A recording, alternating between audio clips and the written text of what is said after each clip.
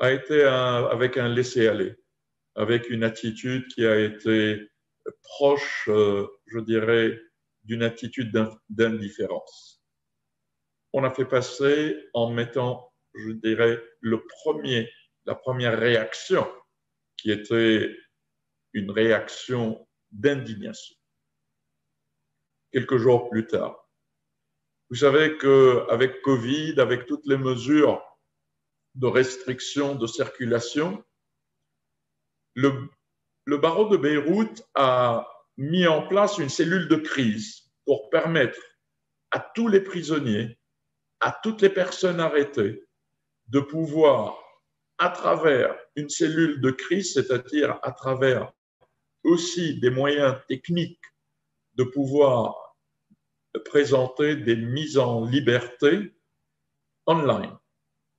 Et on a été les pionniers avec le parquet, avec les juges, en leur facilitant la mise en place en moins de 2 semaines.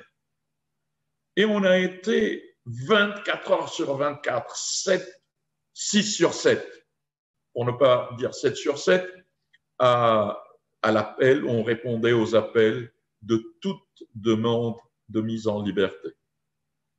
Et avec ça, on a trouvé qu'il y avait des mesures de restriction, de déplacement, de circulation pour les citoyens. Et on a eu droit à être excepté, il y avait une exception par rapport aux avocats de ces restrictions.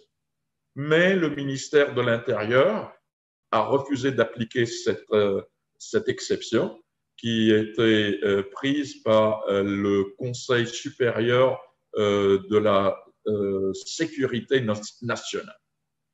Donc, premier accroc avec le ministère de l'Intérieur qui voulait à tout prix interdire les avocats de circulation.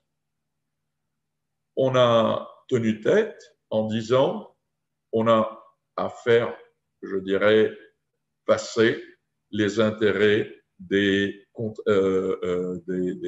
partis qui réclament justice et surtout par rapport à nous qui avons mis en place ces facilités.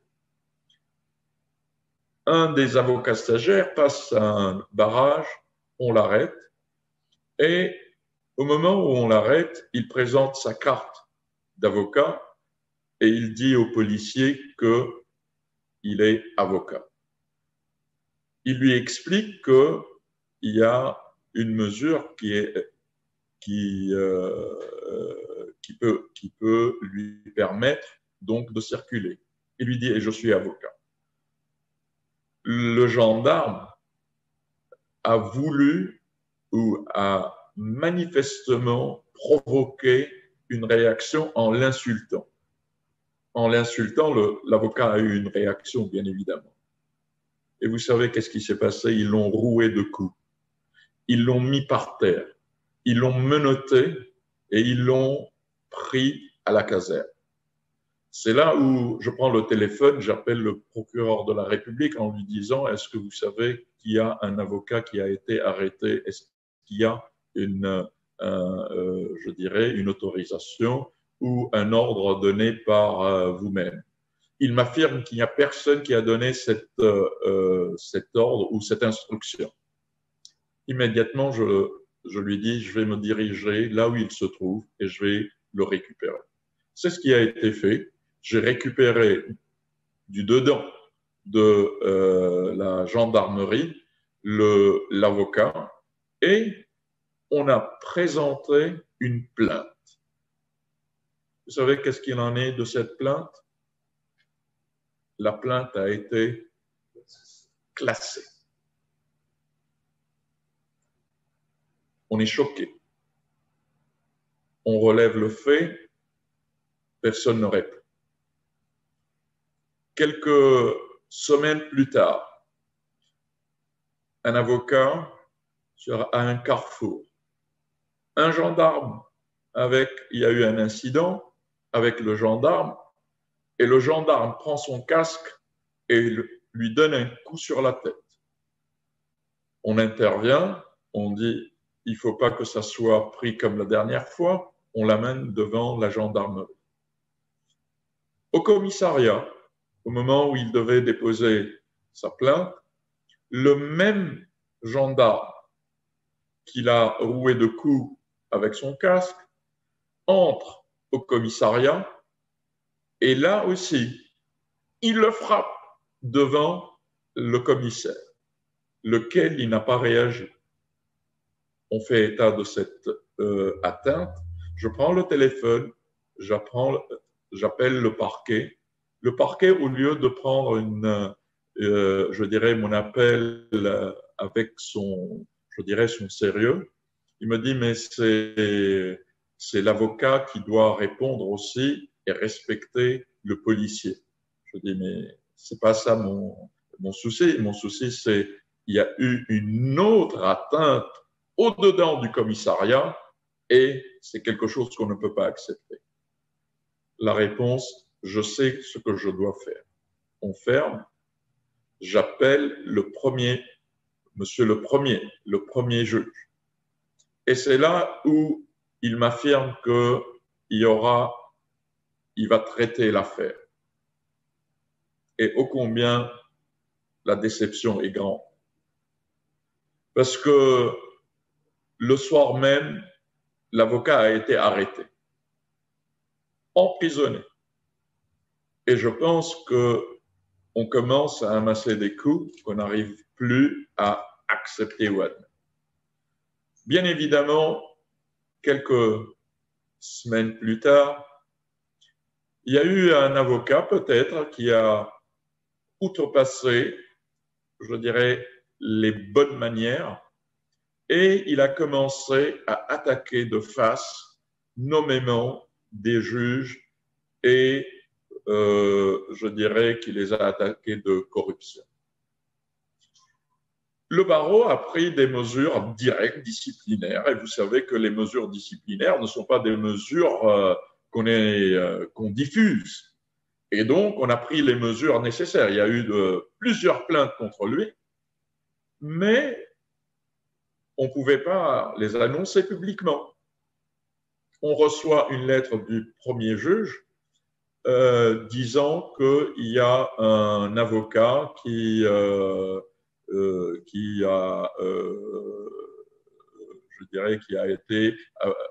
outrepassé son serment, il fait outrage à la justice et il nous demande de prendre des mesures disciplinaires.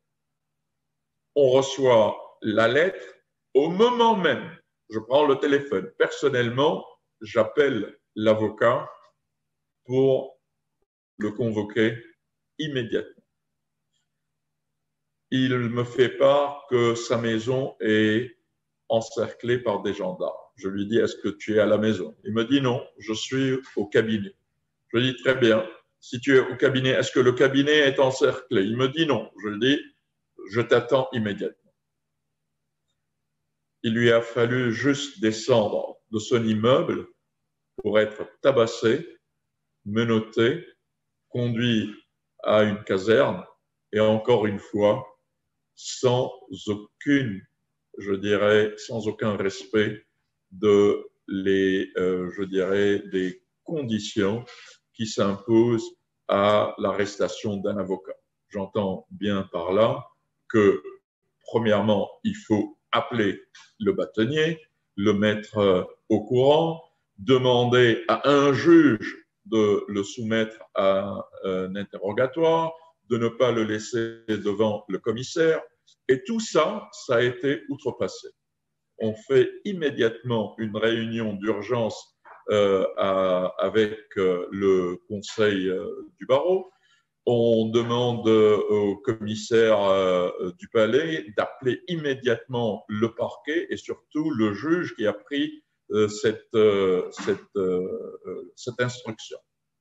On l'appelle en plein conseil qui est tenu et donc on prend le téléphone et on l'appelle. Le juge répond je n'ai pas de magistrat maintenant pour le soumettre à l'interrogatoire. Et quand on lui dit il faut, avec quand même cette célérité et l'urgence de le soumettre à interrogatoire, nous sommes le jeudi après-midi, la réponse était c'est pas, je n'ai pas le temps pour un avocat d'ouvrir maintenant une enquête, il attendra le temps nécessaire. Je pense que cette réponse a imposé un arrêt de 2 jours, 48 heures. 48 heures d'arrêt. Nous étions le jeudi, on a arrêté, je dirais, les audiences le vendredi et le lundi. Et on s'est dit, sûrement, c'est, je dirais, une attitude à laquelle ils vont répondre. Vous savez, vendredi, samedi, dimanche, jusqu'à lundi, midi, on l'a fait attendre, emprisonné, pas besoin de prendre aucune mesure. Et le lundi, on l'amène. Et sous la pression, on rend 2 mesures. La première mesure, c'est l'interdiction d'exercer la profession. Et la deuxième mesure, c'est l'interdiction d'accès au palais. Donc, à partir de là, je crois que là, c'était un ras-le-bol. Et tout a basculé. Pour nous, les 2 jours sont devenus 2 autres jours de grève. Et on pensait qu'il va y avoir une réaction, un dialogue pour dire qu'est-ce qui se passe. Mais avec une attitude hautaine, avec une attitude sans précédent, c'est un peu je dirais, il y a une surdité par rapport à l'appel qu'on a lancé. C'est là où la grève a commencé à s'étaler dans le temps. Et je ne vous cache pas, nous sommes, je dirais, devant une situation grave. La gravité n'est pas de ces cas qu'on a présentés. La gravité, c'est de dénigrer le barreau qui faisait appel au respect de son code de profession. C'est une manière où ils ont appliqué un article de loi qui pouvait faire suspendre à des professions leur exercice. Et vous savez que cet article pouvait être justifié par rapport à des professions, par exemple je dirais, de marchandises ou d'un banquier ou d'un changeur qui a falsifié ou qui a outrepassé sa profession. Vous savez, nous avons dernièrement eu une décision contre un médecin à qui, par sa faute professionnelle, il y a un enfant de 4 ans à qui on a amputé les 4 membres. Ça a fait un tollé général et la décision qui a été rendue avec un dédommagement je dirais, avec un dédommagement colossal. Mais ils n'ont pas interdit d'exercer sa profession. Alors que le problème s'est produit uniquement quand il y avait un problème entre un juge et un avocat. Et on applique cette disposition et cette mesure uniquement quand il s'agit d'un avocat et d'un juge. Et donc, c'est un abus ou une vengeance. Ça ne s'explique pas autrement. C'est pour cette raison qu'on se sent quelque part dans le collimateur, non pas je dirais, des juges, mais on est dans le collimateur de ce système policier qui, au lieu que le juge gère la police judiciaire, c'est la police judiciaire qui gère l'État, qui gère les juges. Et on est pris entre, d'un côté, je dirais, une classe politique irresponsable, je dirais, des organes sécuritaires qui ont une mainmise sur l'État, les institutions, et qui veulent à tout prix, je dirais, casser la volonté des avocats et des avocats. Je pense que c'est le dernier rempart pour la sauvegarde des droits de l'homme, des libertés fondamentales, pour tout homme avant, je dirais, tout citoyen, avant l'avocat en tant que tel. C'est notre dernier rempart. Si l'avocat aujourd'hui tombe, c'est le citoyen qui va tomber immédiatement. Il n'aura plus de défenseur. Il n'aura plus personne qui pourra faire face, je dirais, à ces, je dirais qu'il fera face à toutes ces atteintes, à ce pouvoir qui peut le terrasser, le faire peur et le mettre au pas. Aujourd'hui, si le barreau de Beyrouth plie sous le poids de cette pression, je pense qu'on va tomber très vite vers une dictature à laquelle on n'est plus prêt à accepter. Aujourd'hui, on cherche les valeurs, on défend les valeurs, on défend notre serment, on défend notre dignité. Je sais qu'on passe par une situation difficile économiquement parlant. On passe par une crise monétaire, une crise économique, une crise qui va jusqu'à établir, je dirais, le rationnement. Je sais. Et qui est en train de payer le prix? C'est les avocats qui, au quotidien, n'ont plus les moyens de subvenir à leurs besoins. Que serait-ce avec une grève comme celle-ci qui touche les 40 jours? Mais je peux vous assurer que la majorité des avocats de Beyrouth savent que nous sommes aujourd'hui, je dirais, pour un combat pour sa dignité, parce qu'on n'est pas prêt à faire tomber notre serment. C'est comme ça que, grâce à nos amis, aujourd'hui on existe. C'est grâce à des gens comme vous qui nous soutiennent, qui nous appuient, qu'on va exister et qu'on va tenir le coup. Je sais que quelque part on se sentait seul, mais quand on voit, je dirais, l'élan de solidarité qui s'est manifesté, bien évidemment à travers vous, Monsieur le Président, et tous les barreaux de France, qui on se sent si proche de vous, et que le 12 juillet, vous serez à nos côtés, vous et un bon nombre de bâtonniers, et bien évidemment la présidente aussi de la Fédération des barreaux européens. On sera aussi soutenu par le président de